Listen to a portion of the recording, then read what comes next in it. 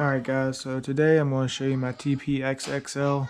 I just use this for maintenance. I try to keep it as light as possible. Just carry bare minimum in it. Alright, so I'm just going to start with the outside of the bag. Of course, got my impact. Got this little pocket right here on the side. This is where I keep my alligator clips and needle probes for my meter, which that one doesn't look to be very good.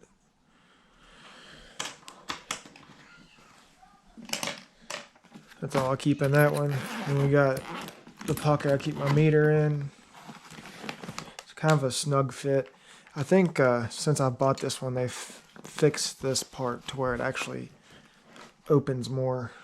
So I got my meter in this one. This one's the SC440. And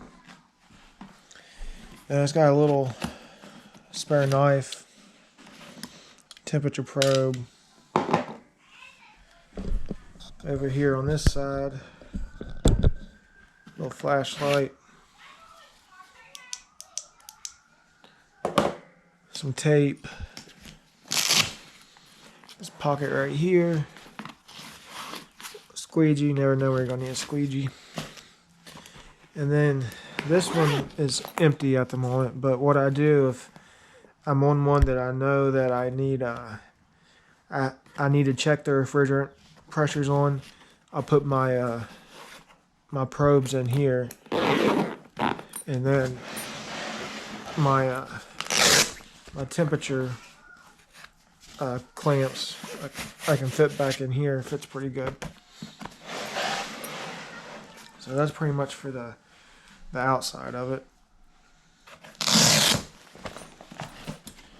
So on the inside, headlamp. Gotta have a headlamp. Up here on the top, I got a couple different stubbies. This one is slides up and down, 1/4 inch and 5/16. And then this is just your regular Klein stubby. And then we got our little, I think this is a 4-inch adjustable wrench. These work great on the train and American Standard units where you got to for the suction service valve, where you actually just turn it. Gets in there, it's a lot easier. And we got some zip ties. Got your beaten screwdriver. Not really what this one's made for. It's taking some abuse. And then I got my two different, my Phillips and flathead insulated. I think these are Klein. No, I don't know. But got those. Then we have 1/4 inch and 5/16 nut driver. Just flipped. The only downfall to this one compared to the ones I carry in my other bag is this isn't as long. So sometimes it works, sometimes it doesn't. And then we got this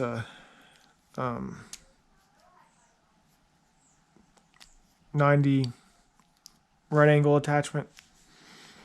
This one this one should be in my other bag, to be honest, and the other one should be in this one, but you can put paddle bits and drill bits and all kinds of different things on this that you really usually can't. It's kind of what it's made for. It's more it's built for that, to handle things like that. All the other ones are just pretty much plastic on the inside. You try to put a paddle bit on it and you're gonna tear it to pieces. Then we got a 10-inch and a 6 or 8-inch Nipex Cobra pliers.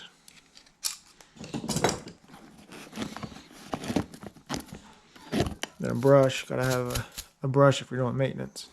Clean out the electrical compartments, and you can use them on coils and other things. But if you're gonna do a maintenance right, make it look good, you need a brush.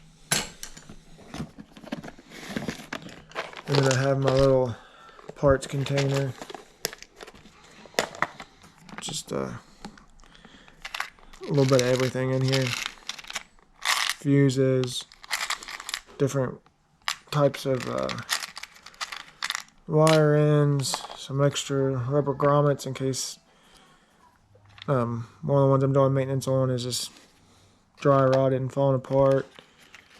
Some Wagos, wire nuts, caps for the valves. Gotta have a pile of screws because you're most likely going to drop one and lose it, so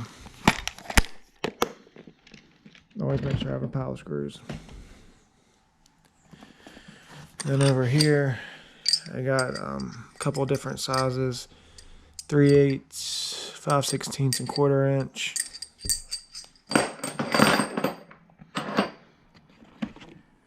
Then you got the HVAC, I think this was an 8-in-1. It's got the slide on the nut driver too for 5/16, 1/4 inch.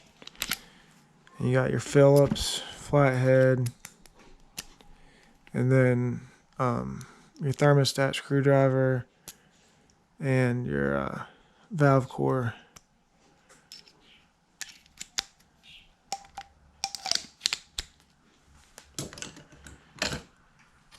And then we got a pair of wire strippers.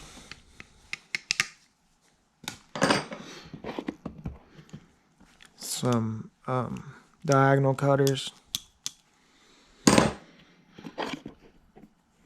Pair of needle nose.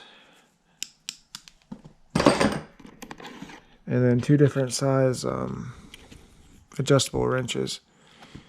You got 6-inch and an 8-inch. The thing I like about these is this part right here. So it you can see it's a lot smaller, so you can get up in areas where you would usually not be able to fit and tighten down something.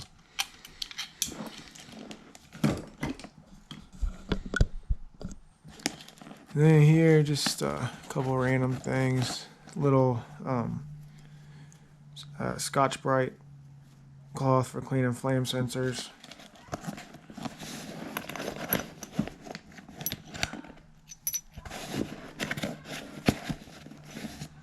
Got a 1/2 inch and a 3/8 bit, a little shorter one. And then we have a alligator jumper wire to test the heat or cooling or whatever. I want to jump out and check. And then this Klein ratcheting wrench, which is a must. This thing gets used way more than I ever thought it would. That's pretty much it. The rest of this stuff is just stuff that got thrown down in here that probably needs to be cleaned out. But that's oh, and you got this.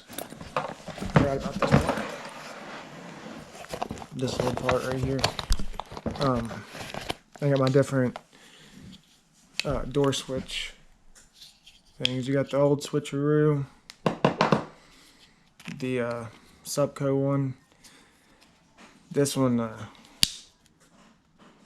just kind of works sometimes, but this one and this one are probably the 2 that get used the most. This one, as long as for normal door switches on like train and Goodman and stuff, this is usually what I use. If you have a ream or some carriers, this one is probably the one I'm gonna go to. Because it's got the little piece that sticks out that has to push in, so you can put it right here. Depending on the style of it, you can put it right here, here, or here, or if it's a real shallow one, this part right here actually can clip over it and hold the door switcher down. So I actually found this on Amazon. It's definitely worth it. It's better than sticking a zip tie in it or trying to tape it down. It works pretty well. But that's pretty much it. It's a TP-XXL. I just the bare minimum in it just to do maintenance calls so that I don't have to carry my whole entire backpack around and break my back. But it's what works for me. So if you're interested in this, this is what it's called. Up here where you can see it. It's the alligator switch, the ultimate furnace door switch tool. So I got off Amazon. If you go on Amazon, I'll show you the different type of switches it works on. I don't think it has anything, yeah. But it's definitely, I think it's like $17, and it's definitely worth that. But if anybody's interested in it, this is what it's called, the alligator switch.